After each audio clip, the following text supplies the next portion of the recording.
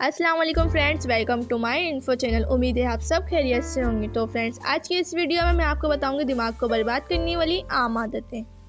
Hand free लगाकर call पर लंबी बातें करना, छोटी छोटी बातों पर ज़्यादा गुस्सा करना, रात को सोते वक्त मोजे पहनकर सोना, नींद आने के बावजूद भी देर से सोना, बीमारी में भी ठीक से आराम ना करना, रात को सोते वक्त सर पर कैप या स्कार्फ पहनना, सुबह को नाश्ता करना बिल्कुल ही छोड़ देना, एक ही बात को बार बार सोचना, मीठी चीज़ों को हद से ज़्यादा इस्तेमाल करना, गर्द आलूद माहौल में ज़्यादा वक्त गुजारना, हद से ज़्यादा सिगरेट नोशी करना, रात की नींद पूरी ना लेना, नमाज ना पढ़ना।